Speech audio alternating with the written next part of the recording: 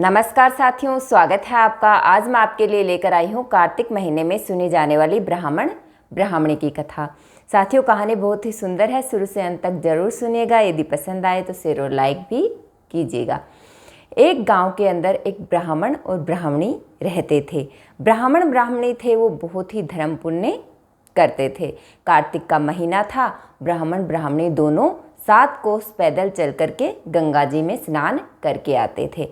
जब वो पैदल चलकर जाते थे और आते थे तो दोनों ही बहुत थक जाते थे। एक दिन ब्राह्मणी जब स्नान करके वापस आई तो वो बहुत ज़्यादा थक गई। इस पर उसने ब्राह्मण को कहा कि यदि आज हमारे भी कोई पुत्र होता तो हम उसकी शादी करते, तो घर में बहू आती और जब हम गंगा स्नान कर वापस आते तो वो हमारे लिए खाना बना करके तैयार रखती, कपड़े भी धोती, घर के सारे काम हैं वो करती और हम आराम से अपने धर्म पुण्य के कार्य करते। इस पर ब्राह्मण ब्राह्मणी से बोला कि तुम कह तो सही रही हो, यदि ऐसा होता तो बहुत ही अच्छा होता। अच्छा, तुम चिंता मत करो, मैं तुम्हारे लिए बहू ढूंढने जा रहा हूँ। इस पर ब्राह्मणी ने कहा कि हमारे तो कोई पुत्र ही नहीं है, तो आप बहू ढूंढ कर क्या करेंगे? बिना बेटे के बहू कैसे आएगी?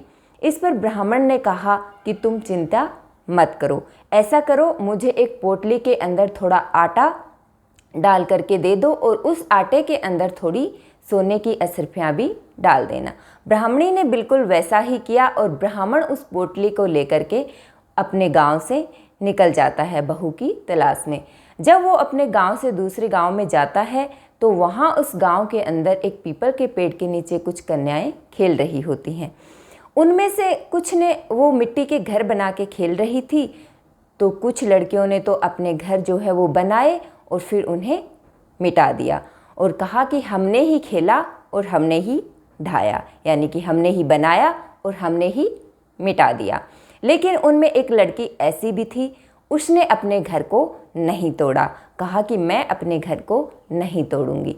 जब वो लड़कियां खेलकर अपने अपने घर जा रही थी तो जिस लड़की ने अपना घर नहीं तोड़ा था, ब्राह्मण जो था वो उस लड़की के पीछे पीछे चलने लगा। जब वो लड़की अपने घर गई तो वो ब्राह्मण भी उसके पीछे पीछे चल दिया और उसके घर के दरवाजे पर जाकर के आवाज़ लगाई।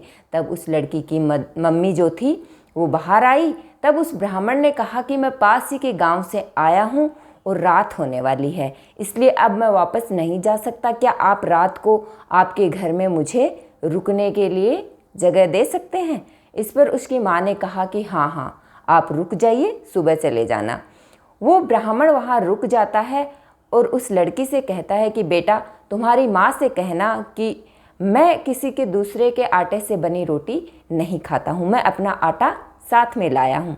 ये लो आटा और तुम्हारी मम्मी से कहो कि यदि वो इस आटे की रोटियाँ बना दे तो मैं यहाँ रुकूंगा, नहीं तो किसी और घर जाऊंगा। इस पर उसकी लड़की की माँ ने कहा कि बेटा, तुम दादाजी से कहो कि वो यहीं रुक सकते हैं, मैं उनके ही आटे की रोटियां उन्हें बना करके दे दूंगी। जब उस लड़की की माँ ने जब वो आटा छाना तो उसमें वो सोने की असरफियाँ निकली। तब वो बहुत खुश हुई कि ये तो बहुत ही अच्छे और धनवान घर से लग रहे हैं। उसने पूछा कि ब्राह्मण देवता, आप कहाँ जा रहे थे? तब उसने कहा कि मैं अपने बेटे के लिए बहू ढूंढने जा रहा हूँ। तब उसने कहा कि देखो, कन्या तो हमारे भी है। तब ब्राह्मण ने कहा, आपकी कन्या तो बहुत ही अच्छी और संस्कारी है, लेकिन मेरा बेटा जो है वो काशी विद्या सीखने के लिए गया हुआ है, तो यदि आप अपनी कन्या का विवाह मेरे कटोरे के साथ कर दें, मैं कटोरा लेकर के आया हूँ, तो यदि कटोरे के साथ में आप विवाह कर देंगी तो मैं आपकी कन्या को लेकर के चला जाऊँगा। उसकी माँ ने हाँ कर दी और अपनी कन्या की कटोरे के साथ शादी करके ब्राह्मण के साथ अपनी कन्या को भेज दिया। ब्राह्मण उसको लेकर के आ गया। जब वो घर पहुंचा तो दरवाज़ा बंद था। उसने दरवाज़ा खटखटाया और ब्राह्मणी से कहा कि दरवाज़ा खोलो, तुम्हारी बहू आई है। इस पर ब्राह्मणी ने सोचा कि आज तक तो आस पड़ोस के लोग ही ताना दे रहे थे, अब तो ब्राह्मण भी स्वयं भी देने लगे। जैसे उसने दरवाज़ा खोला तो सचमुच में बहू सामने खड़ी थी। ब्राह्मण ने सारी बात ब्राह्मणी को बताई और ब्राह्मणी ने अपनी बहू का तहे दिल से स्वागत किया और उसे घर के अंदर ले गई। अब ब्राह्मण ब्राह्मणी जो थे वो रोज़ गंगा स्नान जाते, कार्तिक के मास में पीपल सींचते, भगवान की पूजा करते और जब थके हारे घर आते तो उनकी बहू उनकी बहुत ही सेवा करती, कपड़े भी धो के रखती और घर का सारा काम पूरा करती। बहुत ही अच्छी और संस्कारी बहू उन्हें मिल गई थी। ब्राह्मणी ने अपनी बहू से कहा कि बेटा, कभी भी अपने घर के चूल्हे की आग को बुझने मत देना और अपने जो पीने का पानी है वो कभी ख़त्म मत होने देना। एक दिन उनके घर में बहू से जो है चूल्हे की आग है वो बुझ जाती है। इस पर वो सोचती है कि आज तो चूल्हे की आग बहू बुझ गई है और माता पिता भी आने वाले हैं तो उनके लिए खाना बनाना है। तो वो पड़ोसन के यहाँ से आग लेने चली जाती है। जब वो आग लेने जाती है तो उसे पड़ोसन कहती है कि तेरे ये ब्राह्मण और ब्राह्मणी जो तेरे माता पिता ससुर हैं ना, ये तो तुमसे झूठ बोल करके तुम्हें यहाँ लेकर के आए हैं। इनके तो कोई बेटा नहीं है, इन्होंने तुमसे झूठ बोला है। इस पर उन्होंने कहा कि नहीं, मेरा बेटा, इनका बेटा तो जो है वो काशी विद्या सीखने के लिए गया हुआ है। इस पर उसने कहा कि नहीं, उन्होंने तुमसे झूठ बोला है। तो उसने कहा कि मैं क्या करूं, अब आप ही बताइए कि मुझे क्या करना चाहिए। इस पर उसने कहा कि तुम ऐसा करो, आज जब खाना बनाओ तो उसमें नमक मत डालना और जब वो आए तो उन्हें वो खाना परोस देना। जैसे ही शाम को ब्राह्मण ब्राह्मणी आए तो उसने बिना नमक का खाना उन्हें परोस दिया। जब उन्होंने कहा कि बेटा आज तो खाने में नमक नहीं है, तो बहू ने कहा कि आप एक दिन बिना नमक का खाना नहीं खा सकते, मुझे तो पूरी ज़िंदगी ही इस तरह रहना है। उन्होंने कुछ नहीं कहा। दूसरे दिन वो फिर उस पड़ोसन के पास गई, कहा कि उन्होंने तो कुछ भी नहीं कहा, आज मैं क्या करूं। तब उस पड़ोसन ने कहा आज जब वो जाएं तो उनसे कहना कि मुझे 7 कमरों की चाबियां दे दीजिए। उसने वैसा ही किया। जब ब्राह्मण ब्राह्मणी गंगा स्नान के लिए जा रहे थे तो उसने ब्राह्मणी से कहा कि आप मुझे 7 कमरों की चाबी दे दीजिए। उसने ब्राह्मणी ने कहा कि बेटा सब कुछ तुम्हारा ही है, लेकिन एक बार थोड़ा टाइम गुजर जाने दो। इस पर ब्राह्मण ने कहा कि एक ना एक दिन तो बहू को चाबियां सौंपनी ही हैं, तो क्यों ना आज ही दे दी जाए, तुम इसे चाबी दे दो। ब्राह्मणी ने ब्राह्मण की बात मान ली और अपनी बहू को 7 कमरों की चाबियां दे दी। ब्राह्मण ब्राह्मणी गंगा स्नान के लिए चले जाते हैं। पीछे से उनकी बहू एक एक दरवाजे को खोल करके देखती है तो किसी में धन होता है, किसी में हीरे जवाहरात, किसी में आभूषण, किसी में अन्न और किसी में कपड़े होते हैं। जब वो 7वें कमरे को खोलती है तो वहाँ पर एक पीपल के वृक्ष के नीचे एक नौजवान 21 वर्ष का बालक जो है वो पढ़ाई कर रहा होता है और गंगा जमुना नदी बह रही होती हैं। गणेश जी, लक्ष्मी जी, सभी देवी देवताओं का वास उस कमरे के अंदर होता है। वो देखकर उसे बड़ी ही हैरानी होती है और वो उस युवक से पूछती है कि आप कौन है।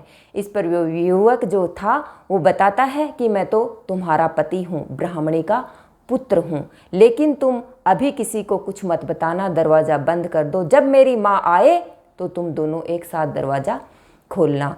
अब बहू ने अच्छे से तैयार हुई, श्रृंगार किया, अच्छा भोजन बनाया, सारा काम समय पर समाप्त कर लिया और माता पिता के आने का इंतज़ार करने लगी। जब शाम को ब्राह्मण ब्राह्मणी आए तो उन्हें अच्छे से भोजन कराया और उसके बाद कहा कि माँ, आपका बेटा काशी से आ गया है। तब ब्राह्मणी ने कहा कि बेटा, हमारे तो कोई बेटा नहीं था, हमने तो आपसे झूठ बोला। तब उसने 7वें कमरे को खोलकर माँ को दिखाया तो सचमुच में वहाँ पर वो लड़का था। तो ब्राह्मणी ने पूछा कि बेटा तुम कौन हो। तब उन्होंने कहा कि मैं तो तुम्हारा ही बेटा हूँ माँ, मुझे तो कार्तिक देवता ने भेजा है। इस पर ब्राह्मणी ने कहा लेकिन तुम्हें कार्तिक देवता ने भेजा है ये बात मैं तो समझ सकती हूँ, लेकिन गांव वालों को मैं क्या बताऊंगी कि तुम मेरे पुत्र हो, ये गांव वाले स्वीकार नहीं करेंगे। तब ब्राह्मण और ब्राह्मणी ने पंडितों को बुला करके पूछा।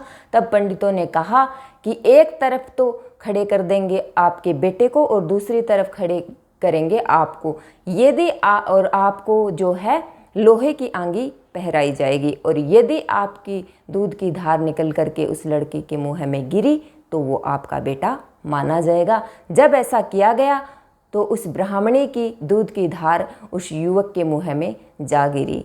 मतलब सचमुच में वो उसी ब्राह्मणी का बेटा कहलाया। सभी गांव वालों ने मान लिया कि ये ब्राह्मणी का ही पुत्र है और भगवान की कृपा से उनके बेटे बहू का गठजोड़ा अपने आप हो गया। सभी ने कार्तिक देवता की जय बोली और सभी ने उस दिन से कार्तिक माह में गंगा स्नान करना प्रारंभ कर दिया। तो साथियों, यदि हम गंगा जमुना में स्नान नहीं कर सकते तो हमारे घर में भी सुबह उठ करके 4 बजे कार्तिक स्नान हमें पूरे महीने करना चाहिए और कथा कहानी सुननी चाहिए। हे कार्तिक के देवता, जैसा उस ब्राह्मणी को दिया वैसा सभी को देना, कहने सुनने और होकार भरने वालों को। जय कार्तिक देवता की।